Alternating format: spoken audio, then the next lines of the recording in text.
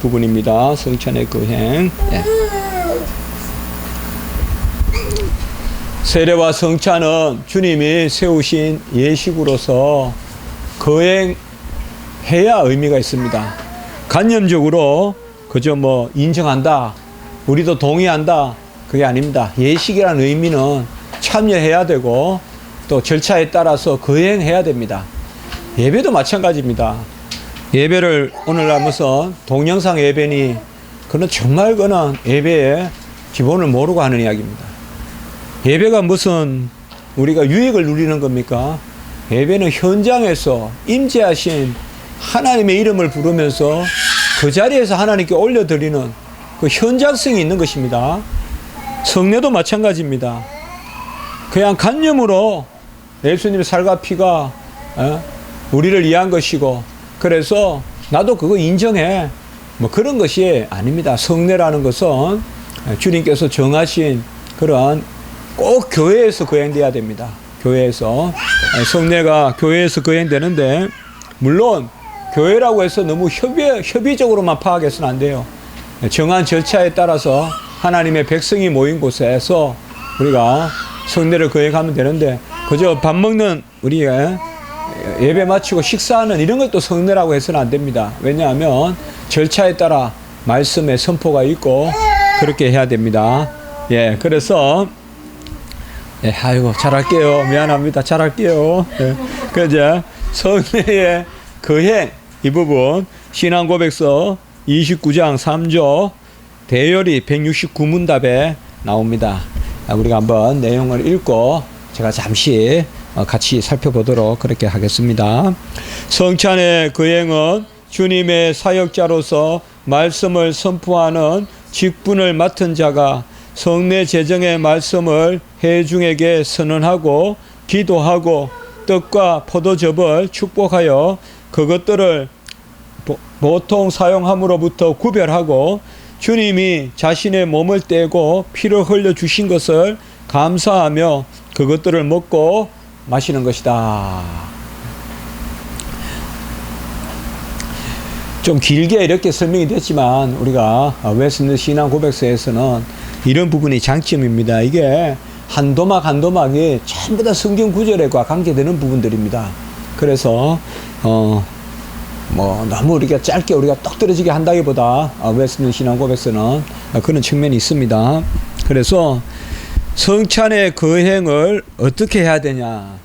가장 중요한 것은 성례 제정의 말씀을 쫓아서 해야 됩니다. 성례를 제정하신 말씀, 특별히 복음서에서 우리가 마태복음 28장 19절의 말씀은 바로 아버지와 아들과 성령의 이름으로 세례를 주고, 그는 세례 제정의 말씀이고, 성찬 제정의 말씀은 이제 오늘 우리가 곧 읽을 복음서에도 나오고, 그리고 고린도 전서에 나오죠. 주께서 잡히시던 밤에 떡을 떼어 가라사대 한 부분과 또 잔을 가지사 가라사대 하는 이 부분이 성례 제정의 말씀입니다. 꼭 성례 제정의 말씀이 있어야 됩니다. 선포가 돼야 됩니다. 말씀을 선포하고 그리고 성령의 역사로 그러한 성례의 은혜가 일어나는 것입니다. 성례의 은혜가 임하는 것입니다. 그래서 누가 그러면 성례를 거행하느냐? 성례 거행권은 오직 목사에게만 있습니다. 어느 경우든 목사 외에 성례를 거행할 수는 없습니다. 왜 그렇습니까? 불평등합니까? 그렇게 말씀드릴 게 아니라, 바라볼 게 아니라 바로 성례를 거행하는 게 무슨 권리입니까? 건세와 권리는 다릅니다. 직분의 건세는 하나님이 맡겨주신 일이라는 측면에서 건세지, 그건 무슨 넘나지가 아니거든요. 넘나지가 아니에요. 그렇기 때문에 성찬의 거행은 오직 목사가 합니다. 자, 세례도 마찬가지입니다. 세례를 전도사가 못 베풉니다. 세례를 또 어떤 여타 직분으로 베풀 수가 없습니다. 아무리 급해도 그렇게 베풀수는 안 돼. 그렇게 할 바에는 안 하면 되는 거지. 그걸 넘어서서 세례를 거행할 필요가 없는 겁니다. 믿음으로 구원에 이르는 거지. 무슨 세례의 유익을 하나님이 정하신 절차를 어기면서까지 세례를 거행한다? 그거는 아닙니다, 여러분들. 세례와 성찬을 통해서 비로소 그 은혜가 역사하는 건 아니라고 제가 이야기했죠. 예. 좀 뭐 조금 그런 뭐 좀 서글픈 비유인지 어설픈 비유인지 모르겠지만 자루에 도장을 찍는다고 그 안에 금이 들어가는 건 아니죠. 금이 있다는 것을 도장 찍어서 표시하는 거지. 자루에 도장을 찍으니까 그 안에 금이 들어가더라. 그건 앞뒤가 안 맞죠. 세례와 성찬 마찬가지예요. 도장을 찍는다고 해서 그 표시한다고 해서 세례로 표시하니까 생명이 생기고 성찬으로 성찬으로 표시하니까 그 안에 비로소 주님의 살과 피가 있다. 절대 그렇지 않거든요. 그렇기 때문에 우리가 세례와 성찬의 거행을 구원의 필수적인 요소다. 그렇게 볼 필요는 없습니다. 볼 필요가 없어요. 그렇다고 해서 또 오해하시면 안 돼요. 그러니까 안 해도 된다. 그건 아니에요. 그거는 사실상 하나님의 뜻과 또 어긋나는 거예요. 그래서 세례, 성찬은 말씀을 선포하는 직분을 받느냐. 그러니까 결단코 목사 외에 장로가 성찬을 거행한다거나 그거 있을 수 없습니다. 한때 그런 말도 있고 하는 건 절대 있을 수 없어요. 그거는. 그리고 기도하고 떡과 포도즙을 축복하여 보통 사용으로부터 구별하는데 잘 알 것은 이 축복으로 말미암아 떡과 잔이 살과 피로 변하는 것은 아니라는 것을 아셔야 됩니다. 목사가 기도해서 떡과 잔이 살과 피로 거룩하게 구별됐다. 그건 좋습니다. 성찬의 용도로 사용되는 것은 좋아요. 거룩한 떡으로 사용되는 것은 좋은데 그렇다고 해서 떡과 잔 그 자체가 주님의 살과 피다. 물질적 혹은 육체적으로 이해하면 안 됩니다. 피지컬하게 영어로 쓰면 corporeal 혹은 physical 그렇게 이해하시면 안 돼요. 혹은 material 그렇게 이해하시면 안 돼요. 예. 분명히 주님의 살과 피는 우리를 위한 것이기 때문에 성례는 실제예요. 실제적으로 성례는 거행되지만 그 실제라는 말은 상징이나 은유나 이런 게 아니라는 면에서 실제지 진짜 물체를 받는다는 의미에서 실제는 아닙니다. 그래서 우리가 영적으로 받는다. 영적으로 받는다는 것은 뭔가 하면 말씀의 재정이 있고 성령의 역사가 있고 또 주님이 제정하신 말씀을 쫓아서 떡과 잔이 있기 때문에 그 가운데 재정대로 말씀의 재정대로 거행했을 때 살과 피 이다가 되는 거지. 그래서 영적인 거예요. 분명히 예수님의 살과 피는 우리를 위한 것이기 때문에 떡과 잔을 통하여서 예수님의 살과 피가 우리 것이다. 이게 이치입니다고요. 그러나 다시 말씀드리면 성찬을 거행한다고 예수님의 살과 피가 비로소 내 것이 되는 건 결코 아니라는 거. 그거는 잘 아셔야 돼요. 그래서 우리가 거룩하게 구별한다는 측면은 그 정도지 마치 성례에 사용했던 떡과 잔은 예수님의 살과 피니까 이것은 버리도 안 되고 보관해야 된다. 그래서 항아리에 담아놓고 성례에 사용했던 것을 끝까지 담아놓고 그건 부질없습니다. 그건 부질없어요. 예. 거룩하게 사용됐다고 해서 그럼 뭐 피아노도 사실상 어떤 면에서 그런 측면이 있죠. 교회의 소위 우리가 성물이라 이런 말도 쓰지만은 로마 캐톨릭에서 말하는 성물 개념과 우리가 말하는 거룩한 그건 좀 다릅니다.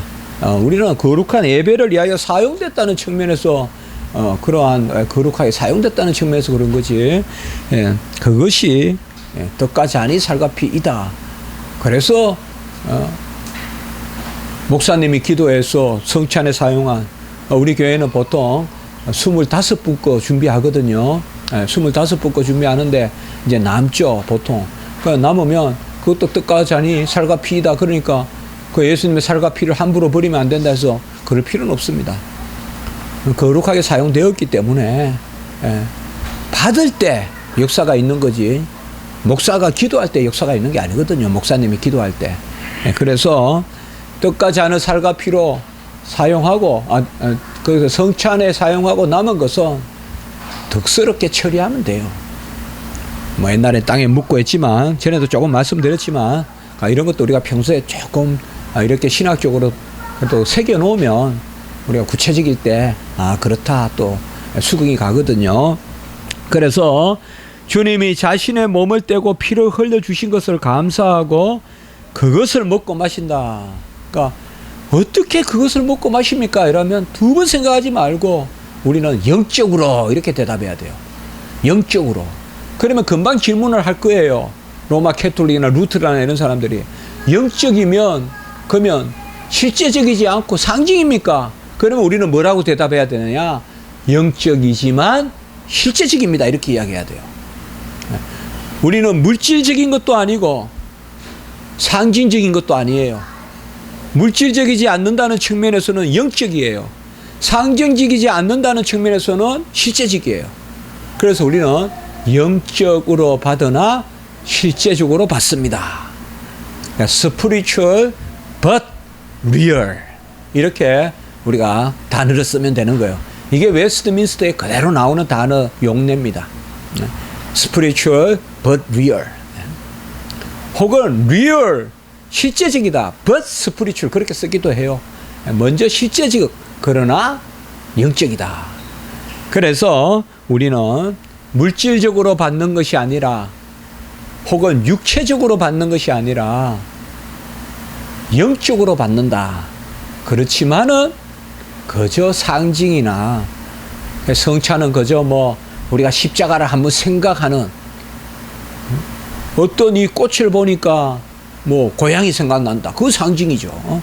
꽃을 보니까 아름다움 뭐 그건 은유죠. 상징이죠. 그렇게만 보시면 안 돼요.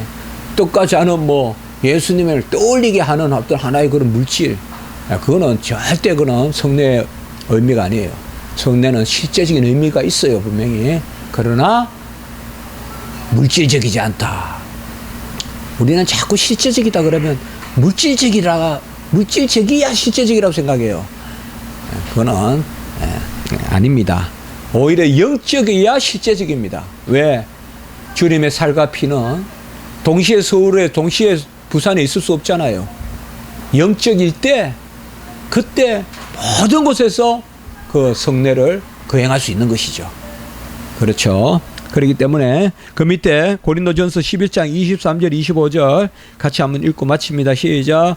내가 너희에게 전한 것은 주께 받은 것이니 곧 주 예수께서 잡히시던 밤에 떡을 가지사 축사하시고 떼어 이르시되 이것은 너희를 위하는 내 몸이니 이것을 행하여 나를 기념하라 하시고 식후에 또한 그와 같이 잔을 가지시고 이르시되 이 잔은 내 피로 세운 새 언약이니 이것을 행하여 마실 때마다 나를 기념하라 하셨으니 라고 했습니다. 제가 권면합니다. 성찬은 빠뜨리지 말고 꼭 성찬에 참여하시고 하십시오. 예. 오늘 여기까지 하고 또 오후에 예배를